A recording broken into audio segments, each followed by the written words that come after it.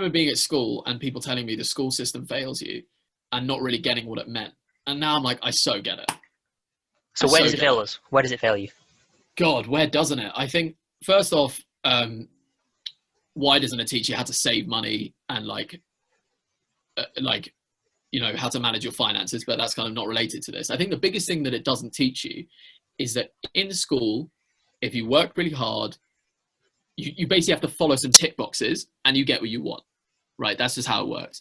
Real life is so much more like, there's no set answer sometimes. You just have to come up with shit. You just have to be like, fuck it, let's run with this. There's so much more trial and error. There's so much more, let's just try something that works.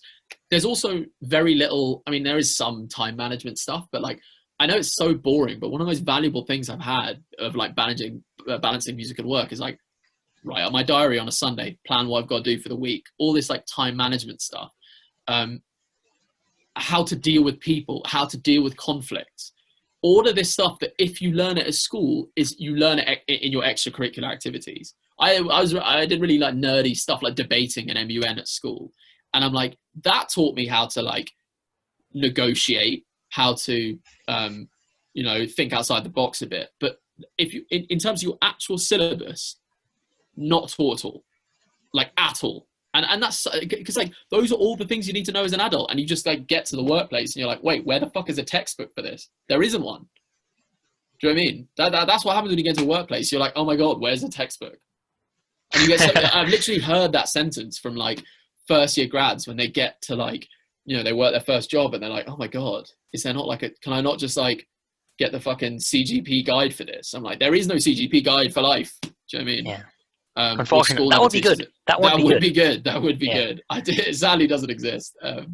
But yeah, this is just how it is. And you just, and like that trial and error nature. I say this to my friends sort of semi-jokingly that like, if I were designing the school system, I think I would design it where you get random dockings. So like if you get your exam result and like 5% of people completely unprompted, unwarranted will have 20% of their mark docked. Like it just happens. And it's just like tough that happened because like, and I mean that jokingly, I don't think that would be fair, but like that's real life. Like random, like you just get made redundant and you're like, oh fuck, got to make it work. What now? You've got to be like, okay, you can either be like, oh, the world is unfair, and it is, or you can just be like, okay, fuck, now what do I do? And then like come up with a solution, be solution orientated about it. And like, I think that is a lesson you just do not learn at school, or how to take feedback. That's another thing you don't learn at school. Oh my goodness. School, you're either perfect or terrible. Do you know what I mean? There's no like, there's no like in a work, and then what happens is you get to a workplace where as a, if you're in finance, you've probably been like a straight A student or like at least done reasonably well.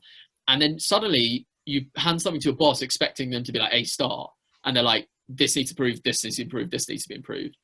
And they're like, oh, I'm terrible. And it's like, no, you're not. Like, it's just a different mindset. It's not like being at school where,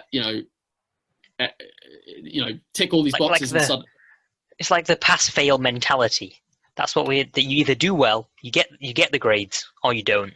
You either the pride and joy of your family, or you're a disappointment. That's kind of what's instilled into us. And then when you go into a job, from what it seems like, when you do some like even the smallest thing wrong, and that's something that I've had to learn on my own. When you do something wrong, it's okay.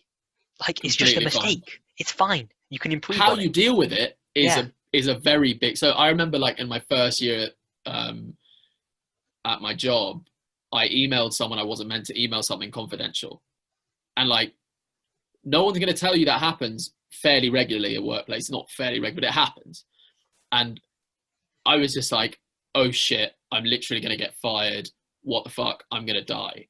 The first thing I do, I was literally just like, and I'm glad I reacted like this. And in retrospect, I'm kind of like, I'm happy I did. I'm not exactly sure where I did, why, but like, I can imagine at school, you might try to cover it up. You might try to be like, oh shit. I told my boss immediately. I was like, I fucked up. I'm not, what do you think I should do? No, was not in trouble at all. People are like, okay, be a bit more careful next time. And maybe you will get told off. But what people are really looking for is, how do you deal with a mistake? How do you fix it? Okay, what's the solution here?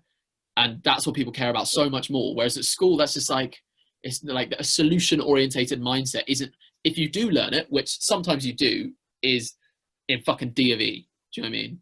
But not everyone does D of E, because D of E is like a rich private school thing, isn't it? I think maybe it's not, but that's my impression of it anyway.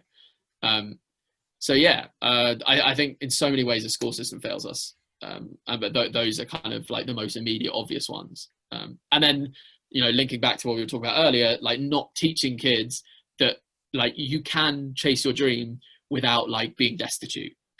And no, I never heard that at school. I never heard that from my parents. That's just something I've stumbled across because I've done it. And that's really valuable. Yeah. And that's really valuable because, like you say, it seems like it's just a dichotomy. There's one or the other, and it's just not. It's just not. And so many people I know have done that. So like one of my friends was at Goldman for like 3-4 years. You know, did well, saved money, wasn't a moron about earning lots of money, did a master's in entrepreneurship, started his own business. Again, another example of how the dream is not mutual. Again, one of my friends, lawyer, Latham Watkins, really fancy fucking lawyer, earning loads of fucking money, wasn't a moron about it, saved his money, had fun, didn't go crazy, saved money, now doing a master's, which is obviously financially a lot worse than, you know, being a fancy corporate lawyer. So that, like, there are so many different ways in which it is just the chasing the dream. And for me, obviously, it's been different because it's kind of been in parallel where I've been working in finance and doing music at the same time. But there's so many different models. But the outcome of you can chase your dream, work towards something that you really care about, is your passion product, whilst being comfortable, is so doable for so many people. And it's so stupid that people don't get this. And like the whole time in this podcast, I've been so like, because this is like the thing I'm probably one of the most things I'm most passionate about, because I'm just like, I wish people knew this. Yeah.